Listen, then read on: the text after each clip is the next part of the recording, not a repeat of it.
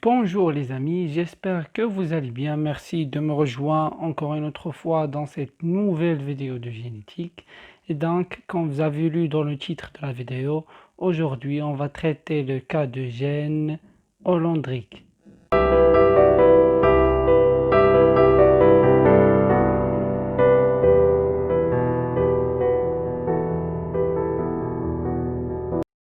Alors, premièrement, vous savez qu'il existe deux types de chromosomes sexuels chez les humains.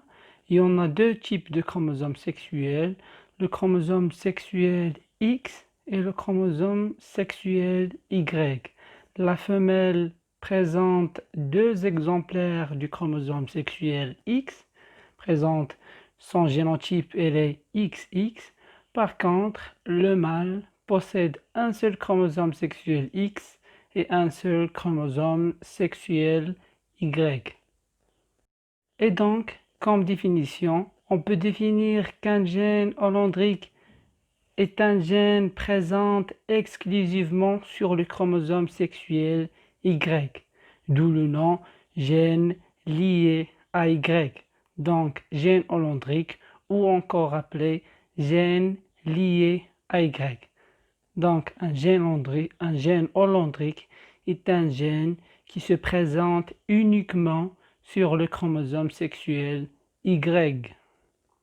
Et si on pouvait être plus précis, on peut dire qu'un gène hollandrique est un gène qui se localise sur la partie différentielle du chromosome Y, comme vous voyez dans l'image.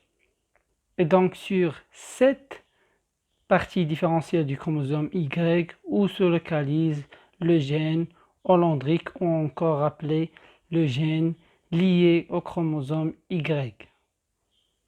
Alors, il faut noter une notion très importante, c'est que le cas de gène hollandrique est l'une des exceptions aux lois de Mendel. C'est-à-dire que les trois lois de Mendel ne sont pas applicables dans ce cas. C'est-à-dire qu'on ne peut pas appliquer les règles de Mendel dans le cas de gène hollandrique. On va voir pourquoi et comment. Alors, on ne peut pas appliquer les différentes lois de Mendel pour une simple raison, c'est que ce gène hollandrique figure uniquement chez les mâles. Et donc, lors de la transmission de ce gène, il va s'exprimer uniquement chez les mâles, puisque ce sont les mâles qui présentent le chromosome sexuel Y. Et donc, il va y avoir perturbation des différentes lois de Mendel. Et donc, on dit qu'il n'y a pas une vérification des différentes lois de Mendel. Donc, les trois lois de Mendel ne s'appliquent pas dans le cas de gène hollandrique. Alors, les exemples les plus connus, il y en a deux. Il y en a le cas de l'hypertrichose et le cas de gène SRY.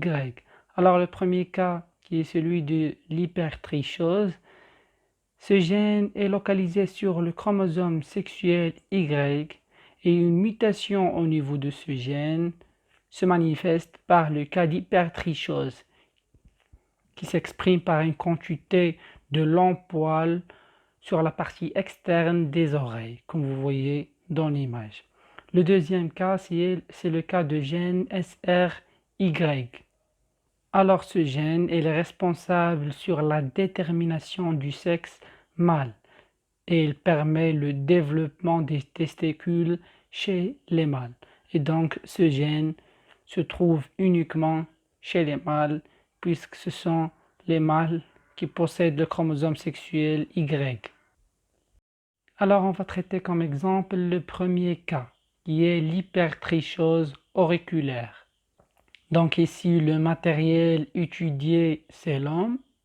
Le caractère étudié sont les poils externes de l'oreille. Alors, j'ai mis ces photos juste pour figurer le croisement. Ce n'est pas du tout réel. Alors, on a croisé dans un premier temps un homme avec des poils longs au niveau des oreilles. Donc, un homme qui souffre de l'hypertrichose auriculaire et une femme normale. Alors le génotype sera pour l'homme, pour le mâle sera XYHT. Donc la maladie ou bien le gène est localisé sur le chromosome sexuel Y, C'est pour cela qu'on a écrit HT au niveau du Y. HT, c'est-à-dire hypertrichose, et la femme avec un génotype XX. Elle est normale. Puisque j'ai dit cette maladie, elle est portée bien évidemment sur le chromosome sexuel Y. Donc la femelle serait 100.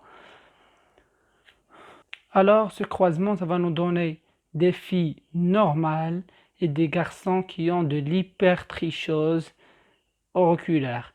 Donc les mâles obtenus à travers ce croisement vont souffrir aussi de l'hypertrichose auriculaire.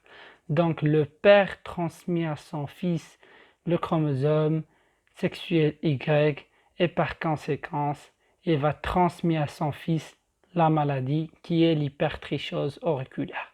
Donc si votre père développe des longs poils sur ses oreilles, sur la partie externe des oreilles, automatiquement tu vas avoir des longs poils sur vos oreilles. Et donc, c'est ça comment se passe la transmission d'un gène engendrique. Et donc, on arrive à la fin de cette vidéo. Merci pour votre attention et à bientôt.